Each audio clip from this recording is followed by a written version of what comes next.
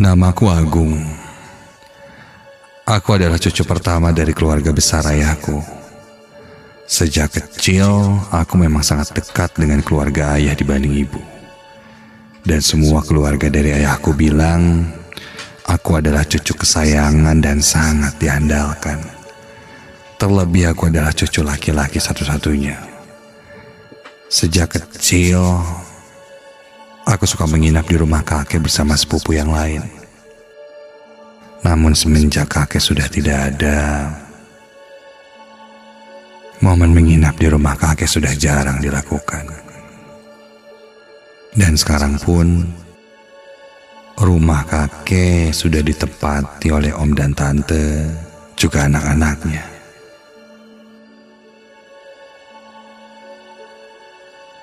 Rumah peninggalan kakek memang tidak terlalu jauh dari rumahku. Ya, cukup dekat lah. Dengan berjalan kaki saja sudah sampai. Sampai suatu hari aku mampir ke rumah peninggalan kakekku itu. Ya, sekedar untuk main bersama ponakanku di sana. Rumah dengan arsitektur yang sederhana, namun terasa amat tua. Bukan rumah zaman Belanda, tapi rumah tahun 80-an. Jadi, kesan jadulnya cukup terasa.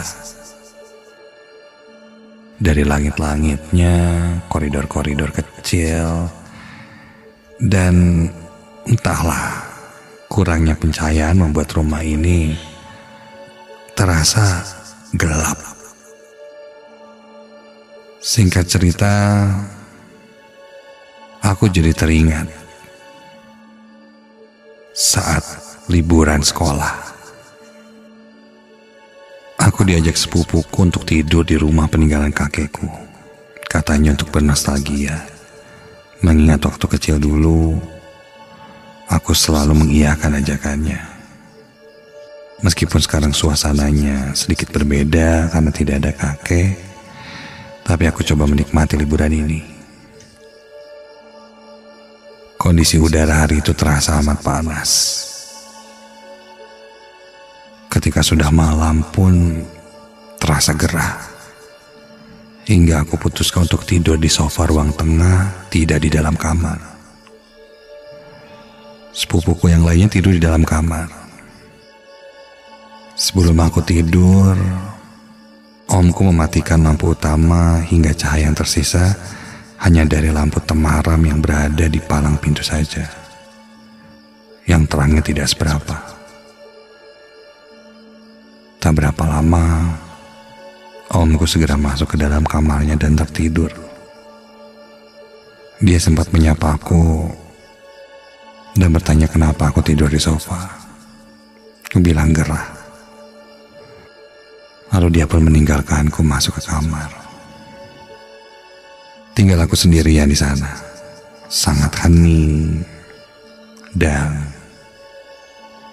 entahlah ada perasaan lain, seperti intimidasi, tapi entahlah apa. Karena aku belum bisa tidur, aku membuka handphone dan memainkannya. Aku melihat-lihat sosial media, membaca beberapa artikel yang berhubungan dengan hal-hal mistis. Nah, aku termasuk orang yang suka dengan cerita-cerita seram.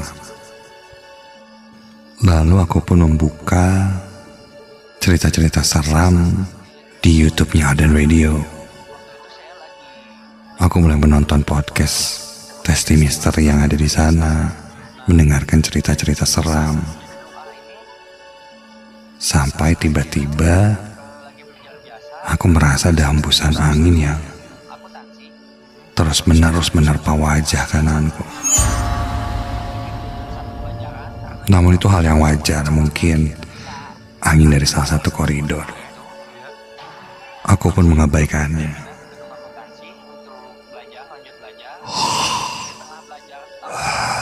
Sampai setelah beberapa episode menonton, rasa kantuk pun mulai muncul. Kumatikan handphone dan baru saja akan mengambil posisi untuk tiduran. Aku mendengar suara langkah kaki dan ada beberapa benda yang bergerak, seperti tergeser. Karena saat itu aku belum terlelap, aku pun buka mata dan melihat ke sekitar.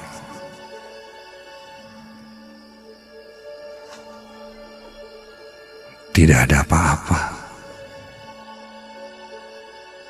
Bahkan saking heningnya aku bisa mendengar suara detik jam dinding.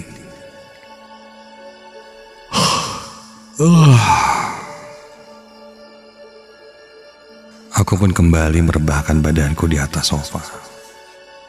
Begitu ku rebahkan badanku, seketika itu tiba-tiba saja tubuhku tidak bisa digerakkan. Badanku benar-benar tak bisa kugerakkan. Bahkan untuk berteriak meminta tolong pun aku tidak bisa.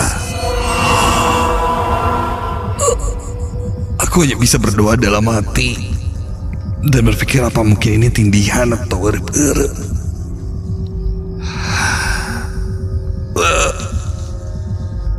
Badanku tak bisa bergerak dalam kondisi mataku yang masih terbuka.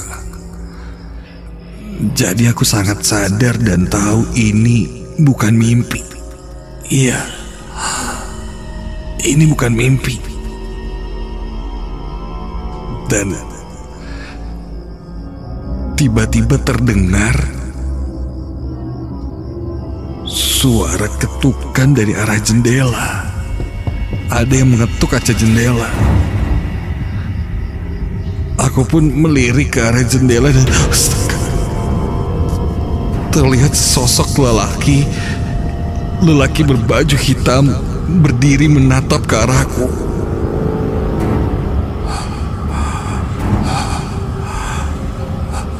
Rambutnya gondrong, panjang, dengan janggut yang panjang, lebat, dan terlihat sangat tua. Iya, lelaki itu sudah tua. Dia melotot ke arahku sambil mengeluarkan suara yang menyeramkan. Memakai baju seperti pangsi berwarna hitam.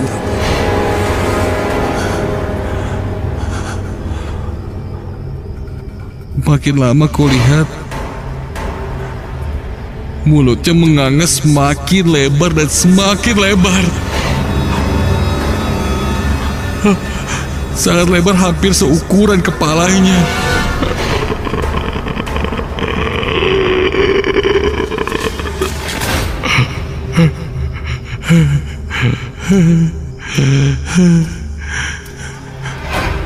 Aku berusaha untuk tidak melihat ke arah jendela, namun ketika aku melihat ke arah sebaliknya,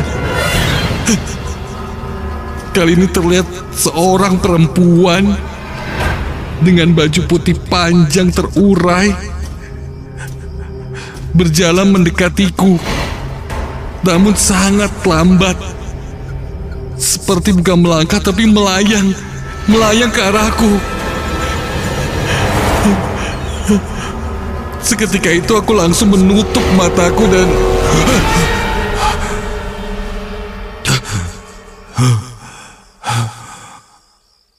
badanku kembali bisa digerakkan. Kulihat kiri kanan, sosok itu sudah menghilang. Aku segera lari masuk ke dalam kamar sepupuku.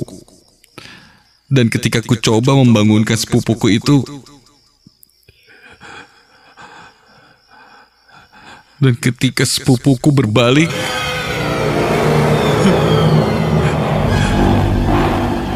wajah yang sedang tertidur itu bukan wajah sepupuku lagi. Terlihat wajah yang berbeda. Tak beraturan, hancur, dan tercium bau amis yang sangat menyengat. Sontak aku berteriak sekencang-kencangnya, hingga akhirnya aku pun disadarkan oleh sepupuku yang tiba-tiba saja memegang bahuku dan menyadarkanku.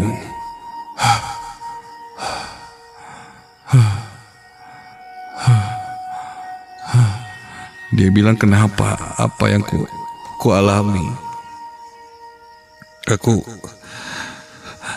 Aku pun ceritakan apa yang kulihat semalam. Bahkan om dan tanteku pun terbangun mendengar suara teriakanku yang sangat keras dan kencang itu.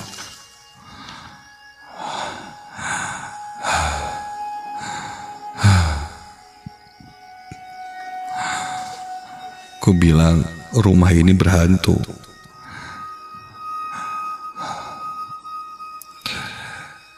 Lalu omku bercerita padaku bahwa sebenarnya sosok yang kulihat itu bukanlah sosok yang jahil atau mengganggu, tapi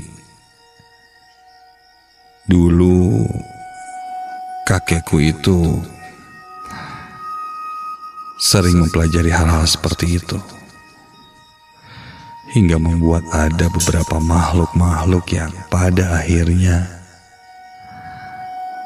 tinggal dan diam di rumah ini. Dan yang kulihat itu baru 2 sosok, dan sebenarnya ada lebih dari itu. Dan sejak kakekku meninggal, kamar kakekku itu tidak boleh ada yang menempati. Bahkan untuk tidur di atas tempat tidurnya pun tidak diperbolehkan. Alasannya pun aku tidak tahu dengan jelas. Yang pasti, apa yang kualami itu menyadarkanku bahwa kita tidak hidup sendirian.